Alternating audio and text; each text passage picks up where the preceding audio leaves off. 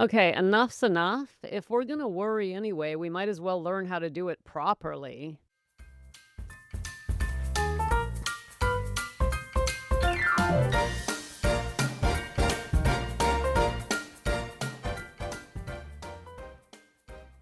Welcome to Sobriety Snippets for Ambitious Women Over 40, where we elevate our mindset and trade hangovers for higher consciousness, one powerful snippet at a time.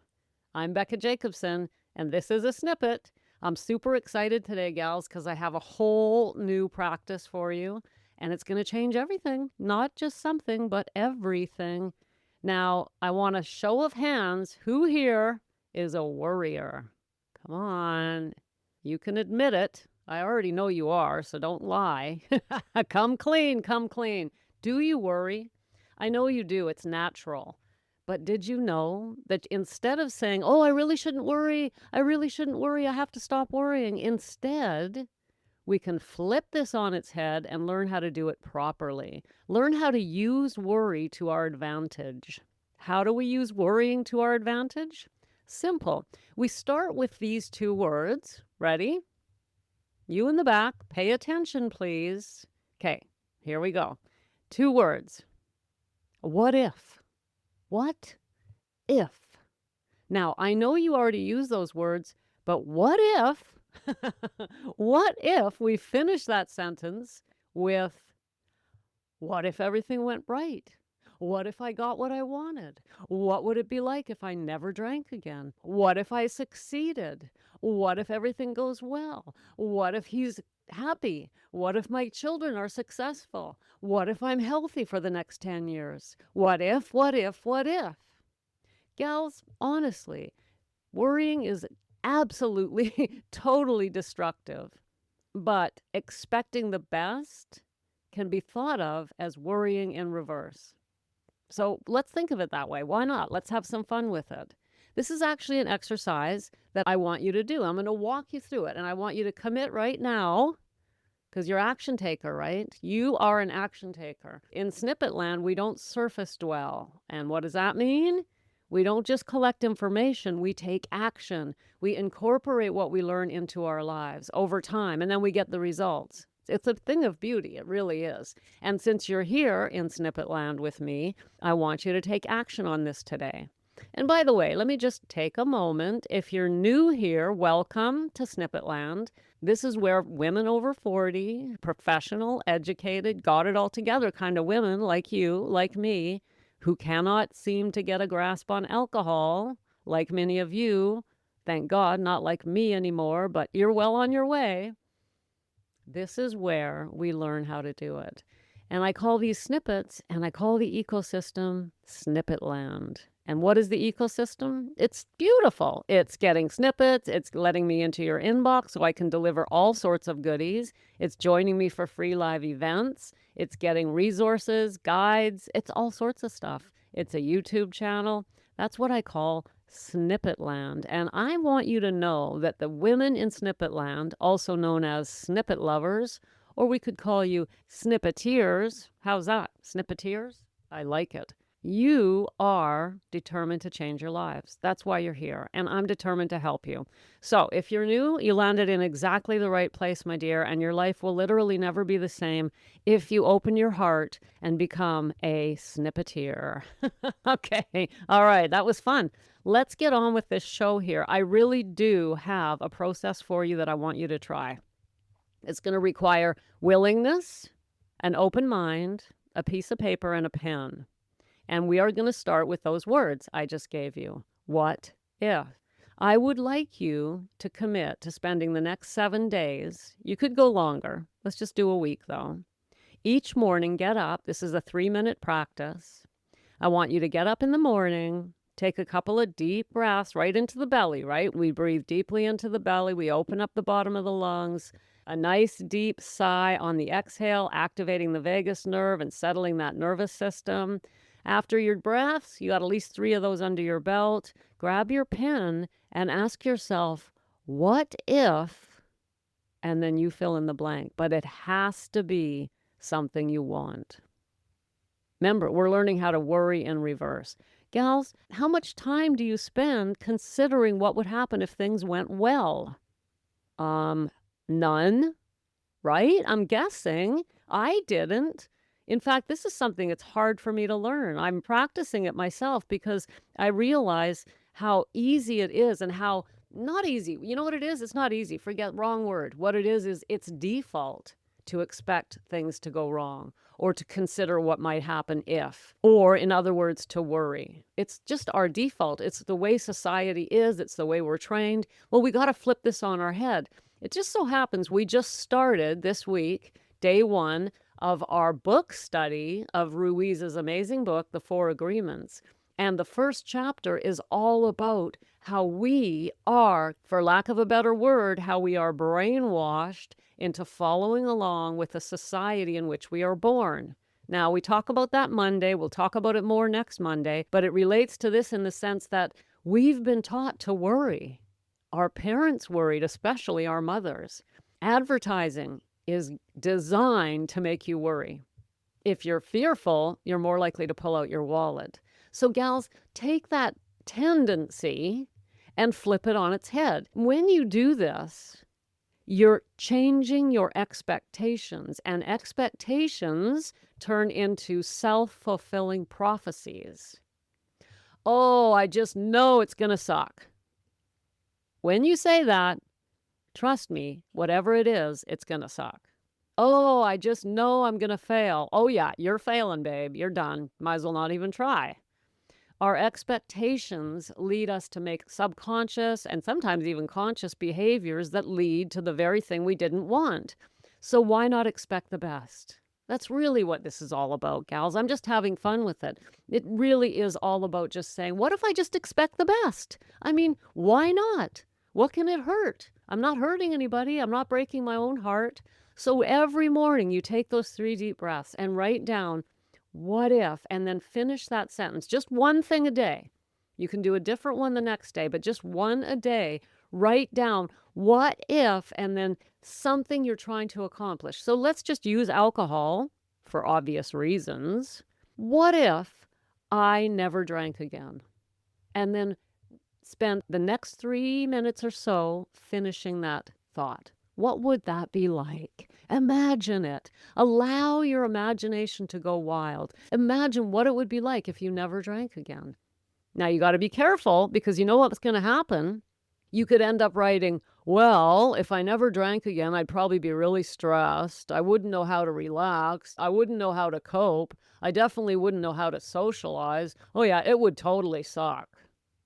So, right? Okay, no, that's not how we're doing this.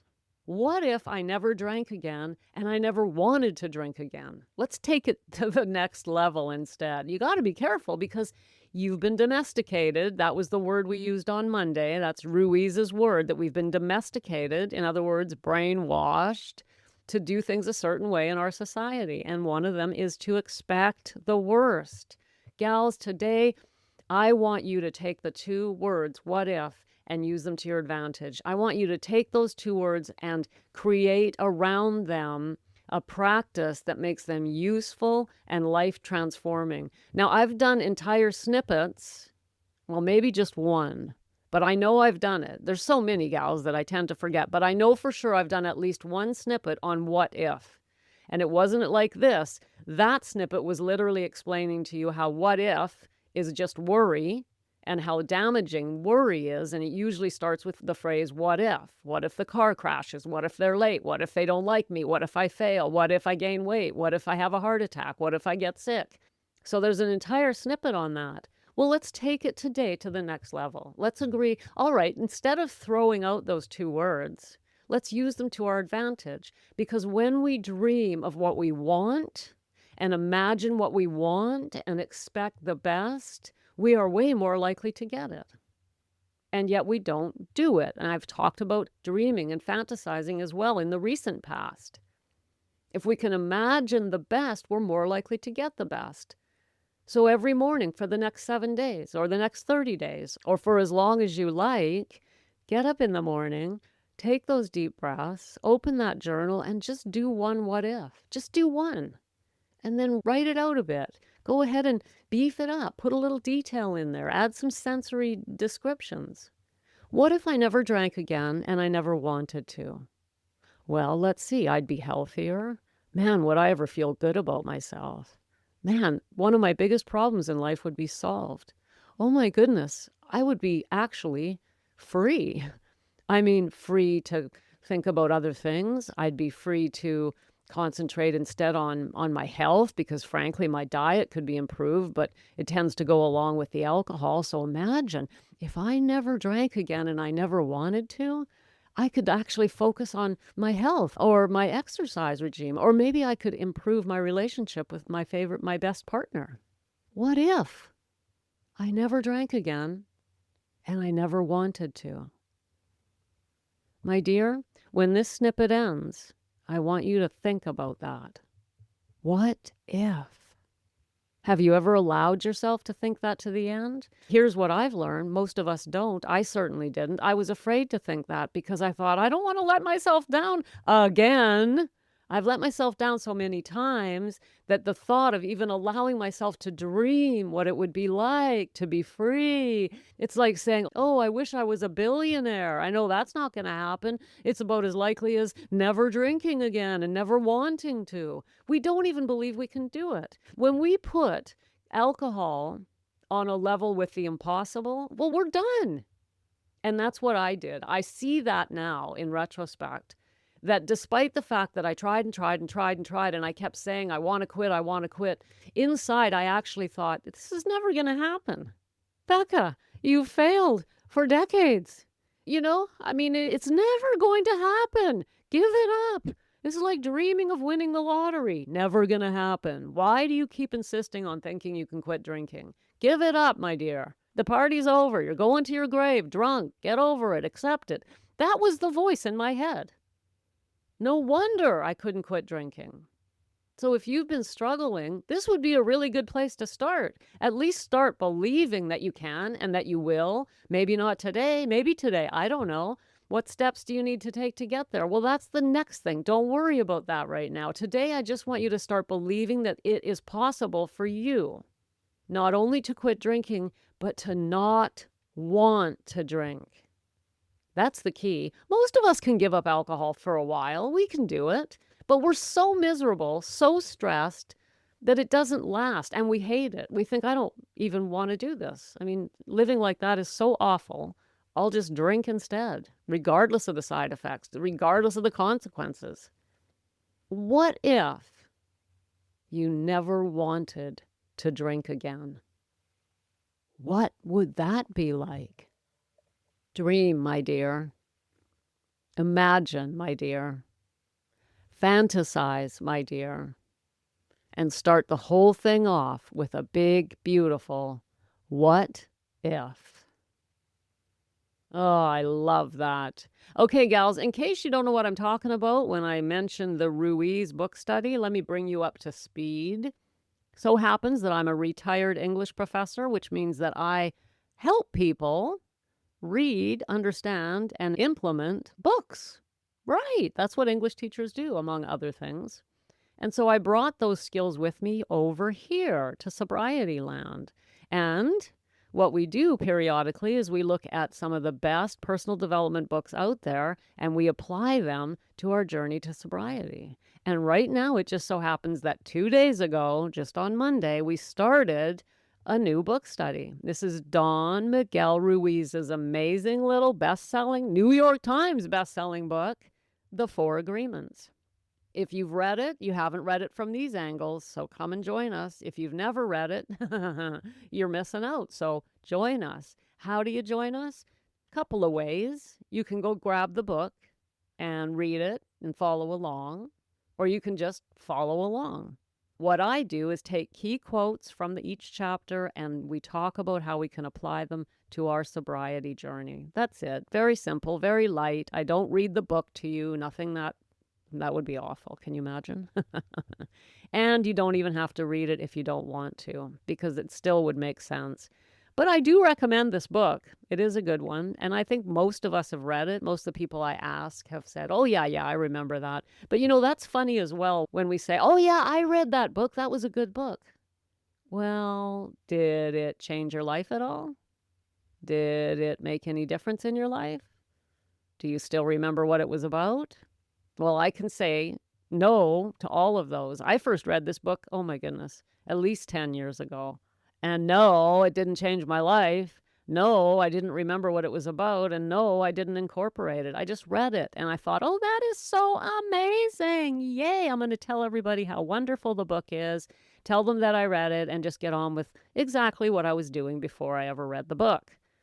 Our goal here in Snippet Land and our book studies is to not do that, because that, my dear, would be surface dwelling. What we do instead is we look at just enough of it to apply it to our sobriety journey, and then we really do our best to commit to actually doing it.